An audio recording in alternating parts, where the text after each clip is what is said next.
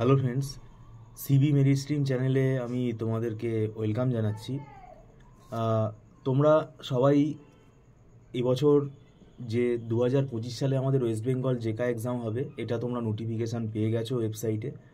এবং আমি বলবো এখন তোমরা যেটুকু সময় হাতে পাবে তোমরা ভালো করে মক টেস্ট দাও। এবং মক টেস্ট দিলে এটাই একমাত্র উপায় যে তোমার লেভেল কোথায় রয়েছে, তোমার কতটা প্রিপারেশান হয়েছে সেটা তুমি বুঝতে পারবে। এবার আজকে আমি তোমাদেরকে যেটা জানাতে চাই যে 2026 সালে যারা তোমরা ওয়েস্ট বেঙ্গল জেকায় বসবে, এখন থেকেই কিন্তু তোমাদের প্রিপারেশান নেওয়া শুরু করে দেওয়া উচিত। এটা অবাক হওয়ার কিছু নেই, কেন অলরেডি কিন্তু আমাদের অনেক লেট হয়ে গেছে। কেননা জেকা এবারে আমাদের পরীক্ষাটা অনেকটা পিছিয়ে গেল, মানে অনেকটা ডিলে হলো পরীক্ষাতে। তো সেটার জন্য কিন্তু অনেকেই, আমরা কিন্তু বারবার বলেছিলাম জেকা আমাদের একটা গভর্নমেন্ট এক্সাম, গভর্নমেন্টের আন্ডারে এটা কম্পিটিটিভ এক্সাম, এটা কিন্তু হবেই, আজ না হলেও কাল হবে।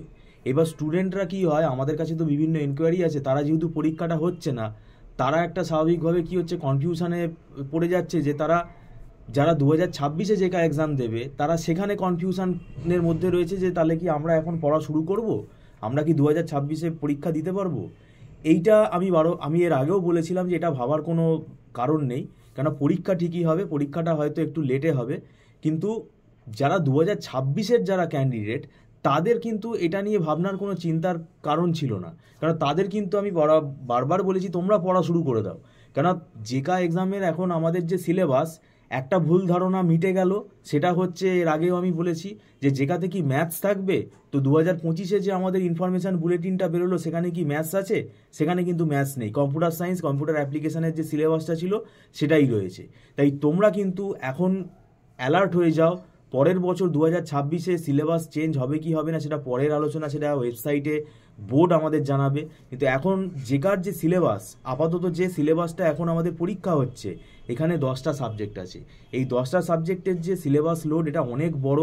কেননা দেখো, ইন্ট্রোডাকশন টু কম্পিউটার যে সাবজেক্টটা আছে সেটা হচ্ছে ইউনিটটা, সেটা কিন্তু আর্কিটেকচার। এরপরে সি প্রোগ্রামিং আছে, অবজেক্ট ওরিয়েন্টেড প্রোগ্রামিং আছে, ডিবিএমএস আছে, ইউনিক্স প্রোগ্রামিং আছে, তারপরে অপারেটিং সিস্টেম আছে, নেটওয়ার্কিং আছে, সফটওয়্যার ইঞ্জিনিয়ারিং আছে, মেশিন লার্নিং আছে। প্রায় এই 10খানা সাবজেক্ট কিন্তু যদি মনে করো যে ভালোভাবে প্রিপারেশান নিয়ে আমি তৈরি করব, তাহলে তোমাকে মিনিমাম একটা বছর সময় দিলে ভালো।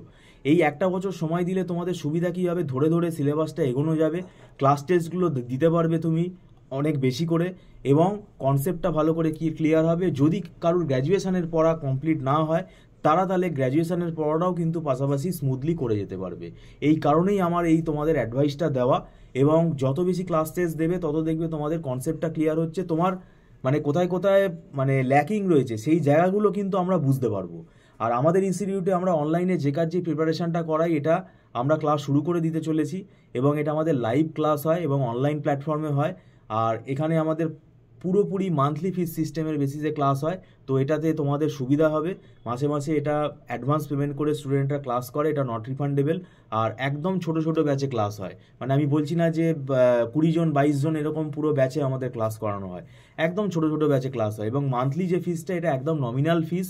এবং এটা তোমরা যেহেতু লামসাম কোনো টাকা এখানে দিচ্ছ না, আমাদের এখানে কোনো লামসাম টাকা চার্জ করা হয় না, তাহলে স্টুডেন্টের দিক থেকেও কিন্তু একটা ফ্লেক্সিবিলিটি থেকে যাচ্ছে যে তারা কিন্তু মানে পড়ে ক্লাস করে তারা দেখে নিতে পারে এক মাস। এবার পরবর্তীকালে আমরা কিন্তু মক টেস্টও নেই, আর আমরা এখানে প্রথমে কনসেপ্ট ক্লিয়ার করে পড়াবো, তারপরে আমরা প্র্যাকটিস সেশন কন্ডাক্ট করব। ক্লাসের পরে আমরা কিন্তু কনসেপ্টটা আগে পড়ে নিই, তারপরে কিন্তু আমরা কোয়েশ্চেন অ্যান্সারগুলো সলভ করি। এবং এটা রেগুলার বেসিসে আমরা করতে থাকি, স্টুডেন্টদেরকেও দেই, এবং আমরা ছোট ছোট ক্লাস টেস্টও নেই মানে প্রত্যেক মাসে। তো সেক্ষেত্রে কিন্তু স্টুডেন্টের পারফরমেন্সটাও আমরা কিন্তু মেজার করতে পারি, আমরা বুঝতে পারি। তো যাই হোক, এখন আমাদের হাতে খুব ভালো সময় রয়েছে। এই যেটুকু সময় আমাদের রয়েছে, এই সময়টা তোমরা ইউটিলাইজ করো। এবং যাদের টার্গেট যে আমাদের একটা গভর্নমেন্ট কলেজে পেলে ভালো হয়, সেটা তাদের ফাইন্যান্সিয়াল কারণে হতে পারে, তো সেক্ষেত্রে মুখে বললে হবে না, কেননা গভর্নমেন্ট কলেজের আন্ডারে চান্স পেতে গেলে সিট খুবই কম। তো সেক্ষেত্রে তোমাদের কম্পিটিশান লেভেলটা অনেক হাই, সেক্ষেত্রে তোমাকে খুব ভালো করে পড়তে হবে এবং কনসেপ্ট ক্লিয়ার করে পড়তে হবে। কেননা এখানে একটা পার্ট কিন্তু নেগেটিভ মার্কিং আছে, তো নেগেটিভ মার্কিং হয়ে গেলে কিন্তু র্যাঙ্ক অনেক পিছিয়ে যাবে। তো সেক্ষেত্রে তোমাদের মানে আমি বলবো হাতে সময় নিয়ে পড়া দরকার। কোনো না কোনো টিচার গাইডেন্স তোমরা নাও, তাহলে কি হবে, তোমাদের মানে কনসেপ্টটা ভালো করে ক্লিয়ার হবে এবং পরীক্ষাটা দিতে হবে, এবং পরীক্ষাটা দিলে তবেই একজন গাইডের আন্ডারে তুমি যদি পরীক্ষা দাও তবেই তোমার কিন্তু মানে কতটা তোমার মানে প্রোগ্রেস হচ্ছে সেটা তুমি বুঝতে পারবে।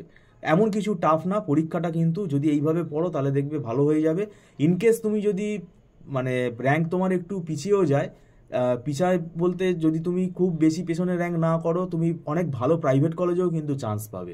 আমাদের অনেক ওয়েস্ট বেঙ্গলে রেপুটেড প্রাইভেট কলেজ আছে যেখানে কিন্তু রীতিমতো ভালো প্লেসমেন্ট হয় এবং ভালো ইনফ্রাস্ট্রাকচারও রয়েছে।